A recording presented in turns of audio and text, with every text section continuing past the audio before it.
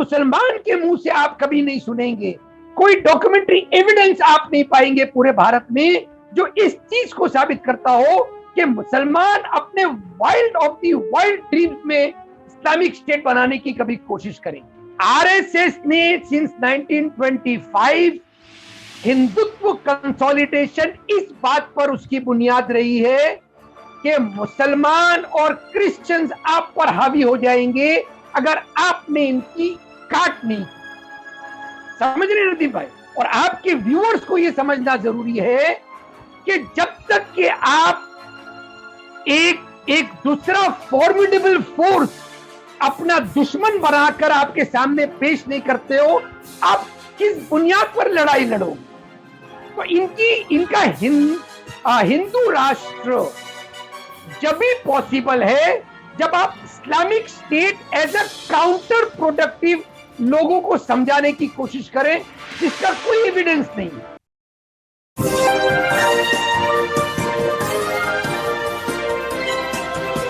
पल न्यूज से मैं हूं आपके साथ नदीम अकरम। पॉपुलर फ्रंट ऑफ इंडिया को लेकर के मेन स्ट्रीम मीडिया में जिस तरीके का एक बवंडर आया हुआ है उस पर बात करना लाजमी हो चुका है, क्योंकि पॉपुलर फ्रंट ऑफ इंडिया से जोड़ करके तमाम लोग पूरे मुस्लिम संगठन को बदनाम करने की कोशिश कर रहे हैं। और आज भारतीय जनता पार्टी तेलंगाना में पॉपुलर फ्रंट ऑफ इंडिया को बैन करने के लिए नारे लगाती हुई दिखाई दी कि गजवाए हिंद की औलादों को गोली मारो। इसी पर बात करने के लिए हमारे साथ इस्लामिक स्कॉलर अतिकुर रहमान साहब मौजूद हैं। सर, जिस तरीके का माहौल पॉपुलर फ्रंट ऑफ इंडिया को लेकर के देश में बनाने की कोशिश की जा रही है उसे किस तरीके से देखा और समझा जा सकता है?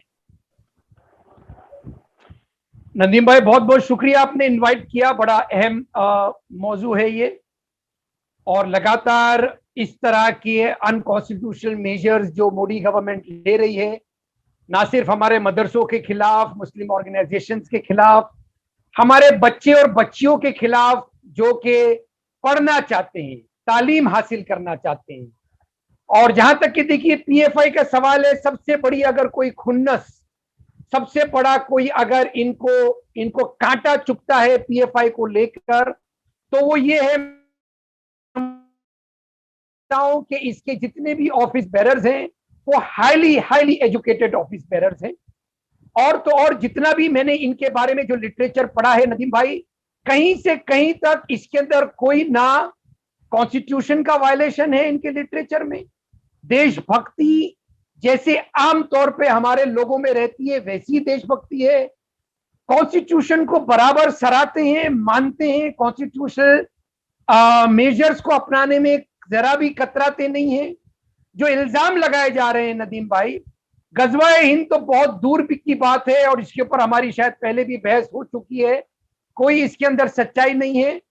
और जहां तक कि पीएफआई का सवाल है, ना ही इनका कोई लिंक आज तक ये साबित कर पाए फॉरेन एजेंसी से, आईसिस से।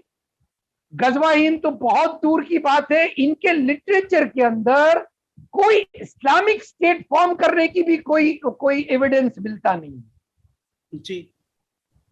क्योंकि जिस तरीके से देखा जा रहा है सर, ये बताया गया कि टेरर फंडिंग हो रही है, मोदी जी को मारने की प्लानिंग जो है वो पीएफआई के कैडर्स रच रहे थे। क्योंकि पहली बार देखा गया है कि 116 जो टॉप लीडर हैं पॉपुलर फ्रंट ऑफ इंडिया के, उनको गिरफ्तार किया जाता है। फिर उनके बाद उत्तर प्रदेश में यूपी एसटीएफ का खेल शुरू हो चुका है कि किसी जो भी बोलने वाले लोग हैं उन्हें उठाया जा रहा है और ये बता दिया जा रहा है कि साहब ये तो पॉपुलर फ्रंट ऑफ इंडिया से जुड़े हुए थे, असल में यही जो है फंडिंग कर रहे थे। कभी आरोप लगाया जा रहा है कि ज्ञानव्यापी मस्जिद को लेकर के ये लोग चंदा कर रहे थे, तो कभी ये बताया गया कि 2047 में ये लोग जो हैं इस्लामिक मुल्क बनाने की कोशिश कर रहे हैं।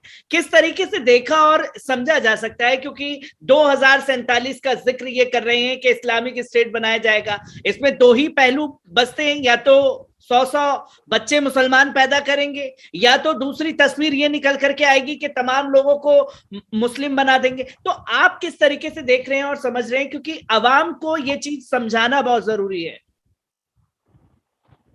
जी नदीम भाई, देखिए जो इनका विजन डॉक्यूमेंट है 2047, that is 100 years of independence of India, वो इनके वेबसाइट के ऊपर भी है। मैंने अच्छी तरह से उसको स्टडी किया है, पढ़ा है as a researcher on Islamic studies. जब इन पे इल्जाम लगाया गया, मैंने उनके उसको एक एक पैराग्राफ उसका अच्छी तरह से पढ़ा। जो कुछ दिनों पहले किसी यूपी के डिस्ट्रिक्ट के अंदर एक छापा मारा था इन्होंने, और वहां से कुछ डॉक्यूमेंट्स ये बताए थे कि भाई ये डॉक्यूमेंट 2047 जो इनका विजन डॉक्यूमेंट है, इसमें इस्लामिक स्टेट फॉर्म करने का मेंशन है। पीएफआई का उसके ऊपर क्लैरिफिकेशन ये आया था कि ये फैब्रिकेटेड डॉक्यूमेंट्स वहां पर प्लेस किए गए थे पुलिस के द्वारा, और उसको जब्त करके वेबसाइट के ऊपर जो उनका विजन 2047 डॉक्यूमेंट है वो उन्होंने उसका हवाला दिया कि उससे आप साबित करिए कि कहां हम इस्लामिक स्टेट बनाने जा रहे हैं। लेकिन नदीम भाई, मैं जो जितना कुछ भी मैंने अभी तक के स्टडी किया है ये पूरे मामले को लेकर, और टीवी चैनल्स पे भी हम जाते हैं, हमको उत्साया जाता है, वर्गलाया जाता है, हमको बात पूरी करने नहीं दी जाती है। मुद्दा ये है कि कम से कम 10-12 साल हो गए पीएफआई के अगेंस्ट में आरएसएस काम कर रही है, मोदी सरकार काम कर रही है। ये अगर इनको कोई एविडेंस मिला होता नदीम भाई, तो तुरंत कार्रवाई करके उसको बैन लगा देना चाहिए था। एविडेंस ही नहीं। झारखंड में इन्होंने कोशिश की, बैन लगाया, पीएफआई ने पूरी तरह से लीगली वो एक बैटल फाइट किया और वो बैन उन पर से हट गया। अब जहां तक कि मैं पूरे मामले को समझ रहा हूं, देखिए 2024 इलेक्शंस आ रहे हैं, इसके रहते रहते अगर पीएफआई के खिलाफ ये कोई बैन वगैरह लगाते हैं तो हिंदू कंसोलिडेशन इनको मिलेगा, बहुत ज्यादा इनको ताकत मिलेगी, नफरत फैलाया जाएगा, और नफरत के साथ साथ इनके वोट बढ़ जाएंगे, वोट बैंक बढ़ जाएगा। लेकिन ये मैं समझता हूं बहुत ही मान्यूट, हम एक बहुत ही पैरोकियल व्यू लेंगे अगर सिर्फ इलेक्शन के ही तहत हम इसको देख रहे हैं। मैं जो आपको बताने की कोशिश कर रहा हूं वो आरएसएस की जड़ों से रिलेटेड है। आरएसएस ने सिंस 1925 हिंदुत्व कंसोलिडेशन इस बात पर उसकी बुनियाद रही है कि मुसलमान और क्रिश्चियंस आप पर हावी हो जाएंगे अगर आपने इनकी काट नहीं की। समझ रहे नदीम भाई? और आपके व्यूअर्स को यह समझना जरूरी है कि जब तक कि आप एक दूसरा फॉर्मिडेबल फोर्स अपना दुश्मन बनाकर आपके सामने पेश नहीं करते हो, आप किस बुनियाद पर लड़ाई लड़ोगे? तो इनका हिंदू राष्ट्र जब भी पॉसिबल है जब आप Islamic state as a counter productive लोगों को समझाने की कोशिश करें जिसका कोई एविडेंस नहीं है। पीएफआई को कभी जोड़ देते हैं, हमारा जो एनटीसीए प्रोटेस्ट हुआ था उसमें भी इन लोगों ने हम पर इल्जाम लगाया था कि इनका मेन एजेंडा फॉरेन फंडिंग, इनका main agenda anti constitution, anti तरह, जो कि कहीं से कहीं तक साबित। और पीएफआई की भी फंडिंग की बात आई थी एनटीसीए प्रोटेस्ट में, शाहीन बाग के प्रोटेस्ट में। तो मैं आपको समझाने की ये कोशिश कर रहा हूं आपके व्यूअर्स को कि हिंदू हमारे जो अच्छे पढ़े लिखे लोग हैं, जो मोदी भक्ति को स्वीकार करना नहीं चाहते हैं, उनके दिमाग में ये बीज जब तक के बोएंगे नहीं है कि भाई कोई एक ऐसा इस्लामिक फोर्स आपकी हिंदू कल्चर को, हिंदू संस्कृति को चैलेंज करने आ रहा है। झूठ बार बार झूठ बोल के, इतनी बार झूठ बोलेंगे ये कि वो 24 तक के इलेक्शन तक के सच लगने लगेगा जी। तो जब तक ये एक काउंटर नैरेटिव तैयार नहीं करते हैं अगेंस्ट द हिंदू राष्ट्र ऑफ अ इस्लामिक स्टेट, कैसे हिंदू राष्ट्र बनेगा?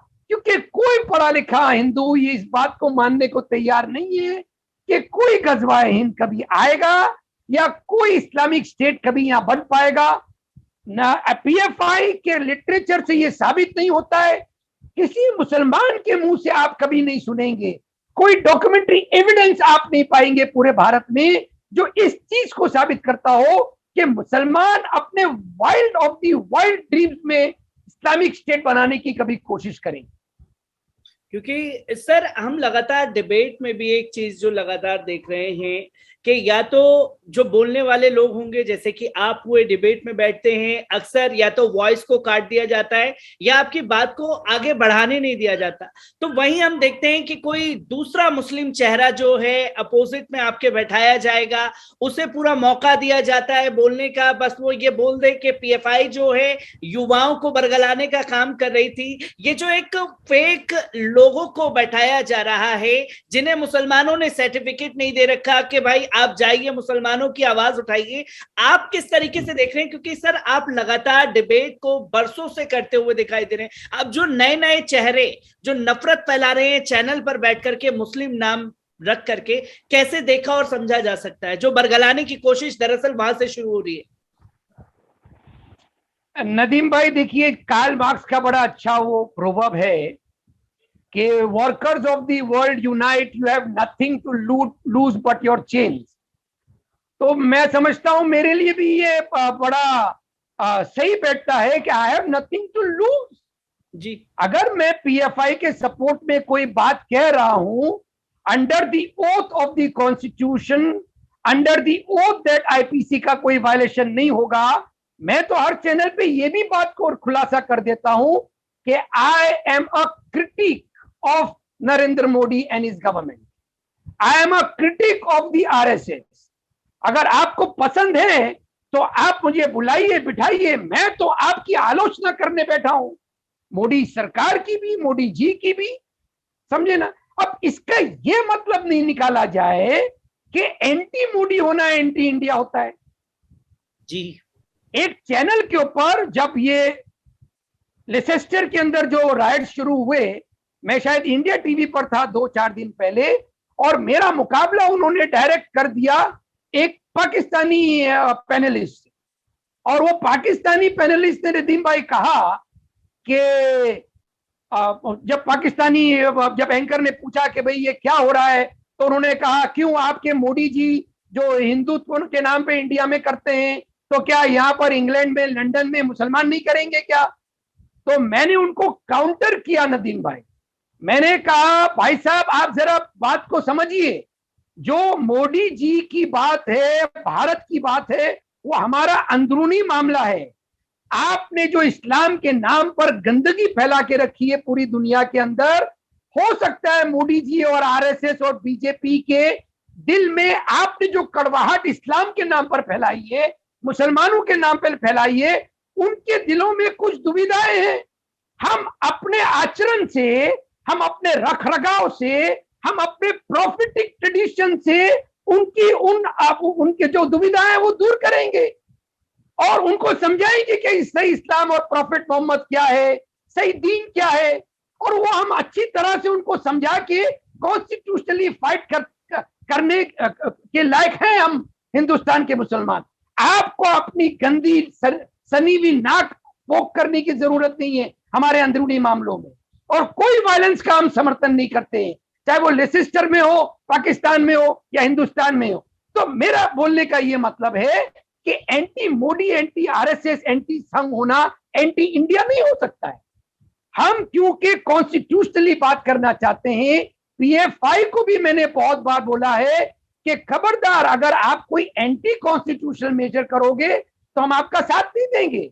within the constitutional purview with the IPC sections, no violation of the IPC sections, हम आपकी लड़ाई मोदी सरकार से लड़ने के लिए तैयार हैं। इसमें एक और इंपॉर्टेंट पहलू है, देखिए नदीम भाई, जब दूसरे चैनल हमको वर्गलाने की कोशिश करते हैं, हमको खामोश करने की कोशिश करते हैं, मैंने 1-2 चैनल्स के ऊपर यह बात उजागर करने की कोशिश की कि क्या कोई ऐसा ऑर्गेनाइजेशन इंडिया में आपको मिलेगा जिसके ऊपर 10 साल से आप टेररिज्म के इल्जाम लगा रहे हैं, टेरर फंडिंग के इल्जाम लगा रहे हैं, इस्लामिक स्टेट फॉर्म करने के इल्जाम लगा रहे हैं, और डेली वो प्रेस कॉन्फ्रेंस करते हैं दिल्ली में, केरल में, झारखंड में और दुनिया हिंदुस्तान के बहुत सारे इलाकों के अंदर, डिस्ट्रिक्ट के अंदर डेली प्रेस रिलीजेस इशू करते हैं, वो प्रेस कॉन्फ्रेंसेस करते हैं, और बताते हैं लोगों के what the PFI stand for.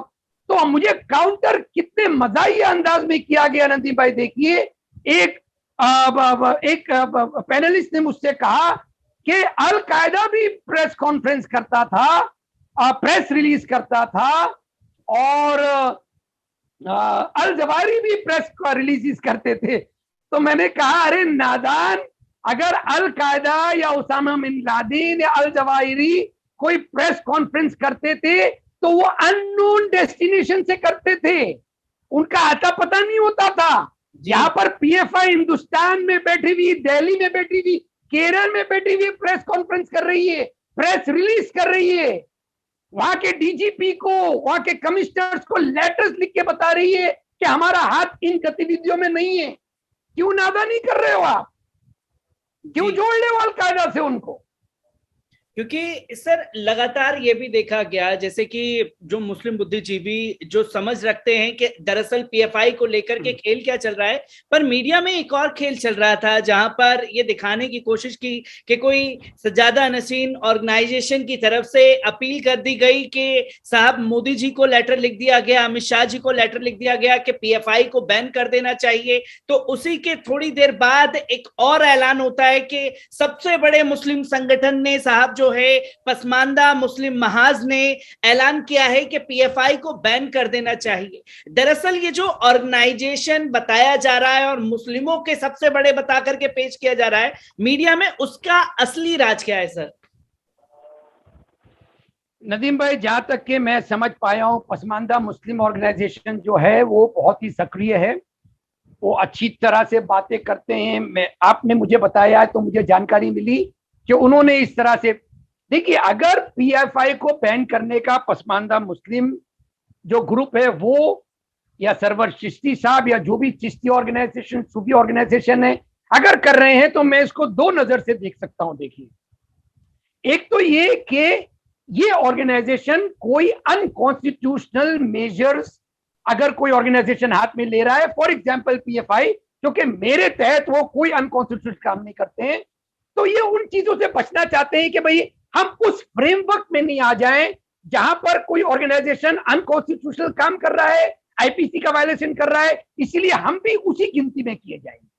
दूसरा इंपॉर्टेंट फैक्टर यह है कि अगर आज मेरा कोई ऑर्गेनाइजेशन होता, अगर आज मेरा कोई स्कूल, कॉलेज, यूनिवर्सिटी या कोई भी ऐसी चीज होती जहां पर मुझे डर होता है कि भाई ईडी को बिठा दिया जाएगा मेरे दरवाजों के बाहर, तो अवश्य मैं ये बोल सकता था कि भाई पीएफआई को बैन करो, और पीएफआई से मेरा कोई नाता नहीं है, और पीएफआई बहुत खराब गतिविधियां कर रहे हैं, I have nothing to loose.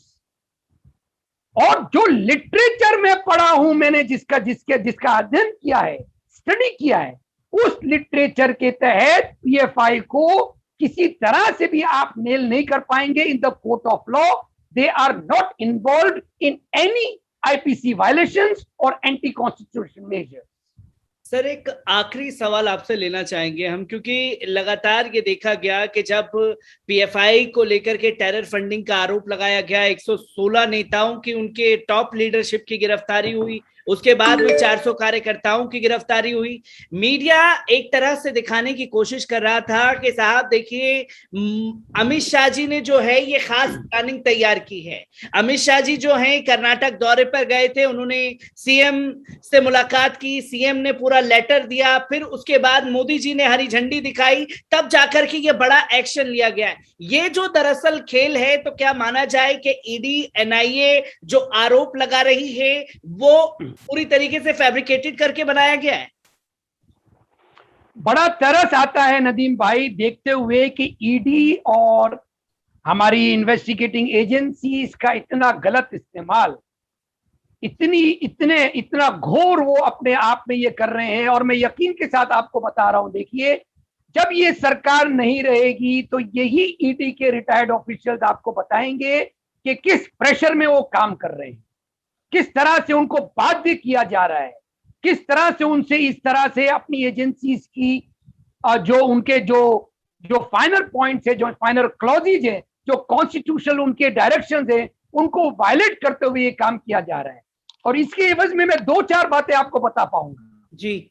यही ईडी को, यही इन्वेस्टिगेटिंग एजेंसीज को इन लोगों ने पीछे लगाया था। और एक चैनल के ऊपर मैं था जब शाहीन बाग का हमारा प्रोटेस्ट चल रहा था कि शाहीन बाग के अंदर जितनी भी एक्टिविटीज हो रही हैं, बहुत बहुत बड़ा एलिमेंट उन्होंने बिरयानी को भी लेके बनाया था कि जितनी भी बिरयानी शाहीन बाग में बट रही है, खाई जा रही है, वो पीएफआई उसकी फंडिंग कर रहा है। उसके फिगर्स भी लेके आए थे, लाखों करोड़ों रुपए आ रहे हैं, फॉरेन फंडिंग हो रही है। आज तक के शाहीन बाग को कितने साल हो गए? कम से कम 1.5-2 साल हो गए, कुछ साबित नहीं हुआ। यानी सीबीआई और ईडी और हमारी इन्वेस्टिगेटिंग एजेंसीज का इतना कीमती वक्त बर्बाद हुआ, टैक्स पेयर्स का पैसा बर्बाद हुआ। हादिया के केस में पीएफआई का नाम ले लेके आईसिस से लिंक साबित करने की लाख कोशिश की गई, नहीं साबित कर पाए। हादिया केस पूरी तरह से बरी हो गया। हादिया के कीमती वक्त उन्होंने बर्बाद किया, उसको बदनाम किया, उसके बेचारे शौहर को बदनाम किया। आईसिस के साथ लिंक उनको जोड़ने के लिए कितनी बदनामी उन्होंने झेली बेचारे कपल ने, कुछ साबित नहीं कर पाए। तो क्या ये इन्वेस्टिगेटिंग एजेंसीज के लिए सोचने का वक्त नहीं है? इतनी कॉन्स्टिट्यूशनल वायलेशंस के बाद में कैसे उसके डायरेक्टर्स बर्दाश्त कर रहे हैं? ये आगे जाके खुलेगा मामला, किस प्रेशर में वो काम कर रहे हैं।